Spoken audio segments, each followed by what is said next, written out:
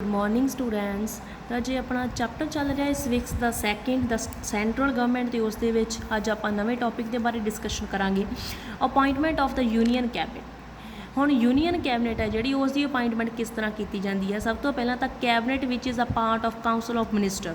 आप पिछे भी पढ़िया काउंसिल ऑफ मिनिस्टर का ही एक पार्ट होंगे appointed by the president of India के प्रेजिडेंट द्वारा अपॉइंट किए जाते हैं। President has not free hand in appointment of this ministers. President भी फ्री हैंड नहीं होंगे इसनों अपॉइंट करने वास्ते। प्रेजिडेंट सब तो पहला की करता है ही appoints the leader of the majority party in the Lok Sabha के विचों सब तो पहला मेजोरिटी पार्टी का लीडर चुनता है जिसनों आप की कहने PM प्राइम मिनिस्टर कह दें आप उसनों। The president has no choice in this matter. President की इस मैटर के कोई भी चॉइस नहीं होंगी। Prime minister prepare the list of other minister. उस तो बाद जो प्राइम मिनिस्टर को चुन लिया जाता है फिर वो अगे जाके लिस्ट दिंदा है प्रेजिडेंट को काउंसिल ऑफ मिनिस्टर के वास्ते।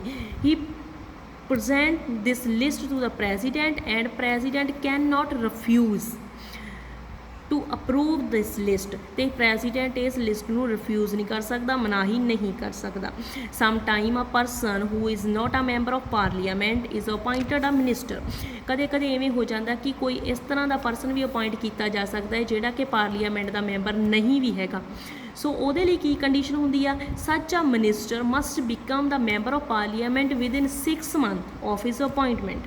तो उसनों पार्लीमेंट का मैंबर बनना पऊगा विद इन 6 मंथ। जो उसकी अपॉइंटमेंट हो गई तो 6 मंथ के अंदर अंदर उन्होंने पार्लीमेंट का मैंबर बनना होगा। इस तरीके के नाल यूनीयन कैबिनेट की जो अपॉइंटमेंट होंगी है मिनिस्टर्स की वो हो जाती है प्रेजिडेंट के द्वारा। तो किहदी अप्रूवल होंगी है प्राइम मिनिस्टर की अप्रूवल होंगी है। अगे गल करते हैं राजे position and powers of the prime minister. Prime minister की हुण की पोजीशन होंगी है की उहदियां पावर्स होंदियां। Prime minister enjoy vast powers. बहुत सारिया पावर्स उसदे कोल होंदियां in the constitutional setup of the country. He chooses the ministers of his team allot the portfolio. हुण उन्हें सब तो पहला आप पिछे पढ़ के आए हैं प्राइम मिनिस्टर बन जाता उस तो बाद वो लिस्ट तैयार करता है आपदी ही जिहड़ी हैगी पार्टी विचों काउंसिल ऑफ मिनिस्टर्स के वास्ते। तो उन्होंने पोर्टफोलियो भी दिंदा है। पोर्टफोलियो मतलब कोड ऑफ कंडक्ट भी किस तरह दी थोड़ियां ड्यूटीज़ आ की थोनों करना चाहिए की नहीं करना चाहिए वो सारियां चीज़ां उस विच मैंशन होंदियां। In the cabinet he is not only the first among the equal but a moon among the stars. Stars के विच कहंदे एक मून हुंदा है cabinet they which. His resignation bring about the fall of the entire cabinet. जेकर वो resign करूगा तो entire सारी cabinet ही जिहड़ी हैगी फॉल हो सकती है।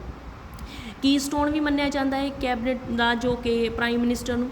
All the executive authority of the union vested in the president. It is जो भी कहते कि पावर्स होंदियां है जो एग्जीक्यूटिव पावर्स ने वो सारियां जिहड़ियां हैगियां प्रेजिडेंट के हाथ च होंदियां बट वो काम किहदे अकॉर्डिंग करता है प्राइम मिनिस्टर दे। So prime minister is the linchpin of the government. Government का एक बहुत ही ज़्यादा इंपॉर्टेंट पार्ट आप कह सकते हैं। इहदियां पावर्स की गल करिए तो सब तो पहला आप देखे ही है कि मिनिस्टर्स नूं चूज़ करता उन्होंने पोर्टफोलियो दिंदा है जो भी जिहड़े हैगे आ he can organise the cabinet to make the administration efficient. हुण ऑर्गेनाइज करता है कैबिनेट नूं खुद तां जो प्रशासन बहुत वधिया तरीके दे नाल चल सके। He can change the portfolio of the ministers if the prime minister resign the whole council of minister dissolve. जेकर वो रिजाइन दे दिंदा है तो काउंसिल ऑफ मिनिस्टर सारी भंग हो सकती है, अपने आप ही भंग हो जाती है।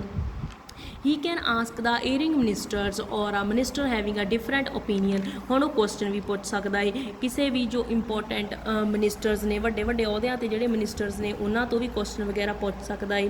ठीक है तो जो इसकी पोजीशन होंदी है जिहड़ी बहुत ही ज़्यादा जिहड़ी हैगी वाइटल रोल प्ले करती है आप कह सकते हैं।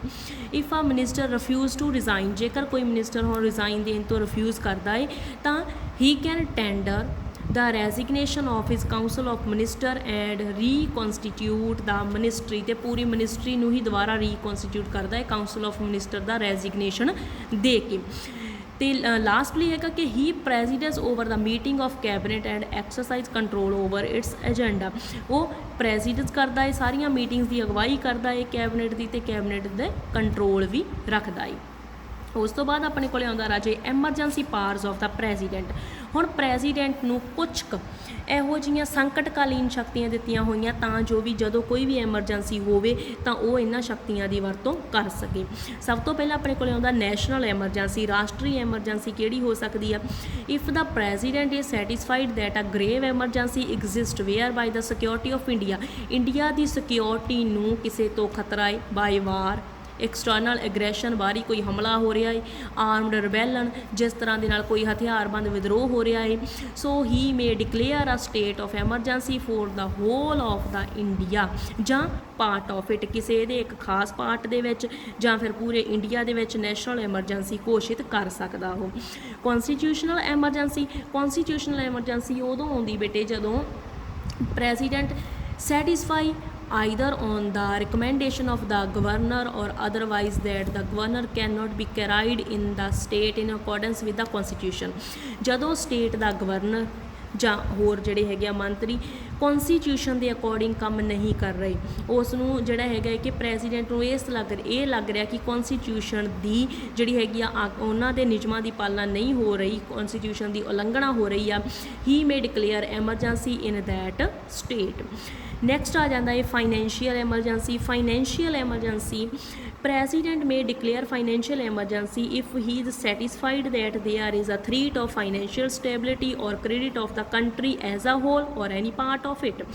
ਜੇਕਰ ਉਸ ਨੂੰ ਲੱਗਦਾ ਹੈ ਕਿ ਕਿਤੇ ਵੀ ਵਿੱਤ ਸੰਬੰਧੀ ਕੋਈ ਐਮਰਜੈਂਸੀ ਆ ਰਹੀ ਹੈ, ਕੋਈ ਜਿਹੜਾ ਹੈਗਾ ਵੀ ਫਾਈਨੈਂਸ਼ੀਅਲ ਸਟੇਬਿਲਿਟੀ ਪੈਦਾ ਹੋ ਰਹੀ ਹੈ, ਕੋਈ ਪੈਸੇ ਨਾਲ ਸੰਬੰਧਿਤ ਪ੍ਰੋਬਲਮ ਕ੍ਰੀਏਟ ਹੋ ਰਹੀ ਹੈ, ਤਾਂ ਉਹ ਉਸ ਟਾਈਮ 'ਤੇ ਫਾਈਨੈਂਸ਼ੀਅਲ ਐਮਰਜੈਂਸੀ ਨੂੰ ਕ੍ਰੀਏਟ ਕਰ ਸਕਦਾ ਹੈ।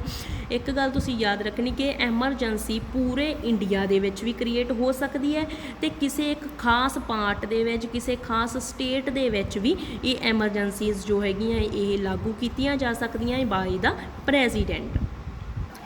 ਨੈਕਸਟ ਗੱਲ ਕਰਾਂਗੇ process of impeachment of the president. Impeachment ਹੁੰਦੀ ਹੈ ਰਾਜੇ ਜਦੋਂ ਪ੍ਰੈਜ਼ੀਡੈਂਟ 'ਤੇ ਕਿਸੇ ਵੀ ਤਰੀਕੇ ਕਰਕੇ ਕੋਈ ਦੋਸ਼ ਲੱਗਿਆ ਹੋਵੇ, ਕੋਈ ਉਹ ਤੋਂ ਕੁਐਸਚਨ ਪੁੱਛੇ ਜਾਣੇ ਹੋਣ, ਠੀਕ ਹੈ, ਕਿਸੇ ਤਰ੍ਹਾਂ ਦੀ ਪ੍ਰੋਬਲਮ ਹੋਵੇ, ਮਤਲਬ ਕਿ ਵੀ ਸ਼ੱਕ ਹੋਵੇ ਕਿ ਪ੍ਰੈਜ਼ੀਡੈਂਟ 'ਤੇ ਕਿਸੇ ਤਰ੍ਹਾਂ ਦੀ ਪ੍ਰੋਬਲਮ ਕ੍ਰੀਏਟ ਕੀਤੀ ਹੈ, ਉਸ ਨੂੰ ਅਸੀਂ ਕੀ ਕਹਿ ਦਿੰਦੇ ਹਾਂ, ਉਹ ਪ੍ਰੋਸੈਸ ਨੂੰ ਇੰਪੀਚਮੈਂਟ ਕਹਿ ਦਿੰਦੇ ਹਾਂ। The process of impeachment of president may be started in either house of the parliament। ਇਹ ਕਿਸੇ ਵੀ ਹਾਊਸ ਦੇ ਵਿੱਚ ਸਭ ਤੋਂ ਪਹਿਲਾਂ ਤਾਂ ਕੀਤਾ ਜਾ ਸਕਦਾ ਹੈ। A prior notice to this effect has to given to the president duly signed by 1/4 of the total number of that house। ਕਹਿੰਦੇ ਸਭ ਤੋਂ ਪਹਿਲਾਂ ਪ੍ਰੈਜ਼ੀਡੈਂਟ ਨੂੰ ਇੱਕ ਜਿਹੜਾ ਹੈਗਾ ਨੋਟਿਸ ਦਿੱਤਾ ਜਾਂਦਾ ਹੈ, ਉਹ 1/4 ਟੋਟਲ ਨੰਬਰ ਆ ਜਿਹੜਾ ਉਹਦਾ 1/4 ਦੇ ਦੁਆਰਾ ਜਿਹੜਾ ਹੈਗਾ 1/4 ਹਿੱਸਾ ਮੈਂਬਰ ਆ ਜਿਹੜੇ ਉਹ 'ਤੇ ਸਾਈਨ ਕੀਤੇ ਹੋਣੇ ਚਾਹੀਦੇ ਉਹ ਮੈਂਬਰਾਂ ਦੇ, ਤਾਂ ਹੀ ਇਹ ਜਿਹੜਾ ਹੈਗਾ ਦਿੱਤਾ ਜਾ ਸਕਦਾ ਹੈ। ਇਹ prior notice of 14 days must be served before initiating the impeachment। impeachment ਸ਼ੁਰੂ ਕਰਨ ਤੋਂ 14 days ਪਹਿਲਾਂ ਉਸ ਨੂੰ ਇਹ ਨੋਟਿਸ ਸਰਵ ਕੀਤਾ ਜਾਊਗਾ ਤਾਂ ਜੋ 14 days ਦੇ ਵਿੱਚ ਉਹ ਜਿਹੜਾ ਹੈਗਾ ਵੀ ਆਪਦੇ ਬਚਾਅ ਦੇ ਵਾਸਤੇ ਕੋਈ ਵੀ ਉਪਰਾਲੇ ਕਰ ਸਕਦਾ ਹੈ। such resolution of charge must be supported by at least 2/3 of the total membership of that house। ਜਿਹੜਾ ਇਹ resolution of charge ਜੋ ਵੀ ਚਾਰਜ ਪ੍ਰੈਜ਼ੀਡੈਂਟ 'ਤੇ ਲੱਗਾ ਹੈ ਉਹ 2/3 ਜੋ ਪਰਸੈਂਟ ਮੈਂਬਰਸ਼ਿਪ ਹੈਗੀ ਆ ਹਾਊਸ ਦੀ 2/3% ਤੱਕ ਜੋ ਮੈਂਬਰ ਨੇ ਉਹਨਾਂ ਦੁਆਰਾ ਸਪੋਰਟ ਹੋਣਾ ਚਾਹੀਦਾ। ਇਹ ਚਾਰਜ ਤਾਂ ਹੀ ਕਰਕੇ ਇੰਪੀਚਮੈਂਟ ਦਾ ਪ੍ਰੋਸੀਜਰ ਚੱਲ ਸਕਦਾ ਹੈ। The charge initiate in one house, ਇੱਕ ਹਾਊਸ ਦੇ ਵਿੱਚ ਇਹ ਸ਼ੁਰੂ ਹੁੰਦਾ ਹੈ। If are approved after investigation in the other house by 2/3 majority of the total membership of the house.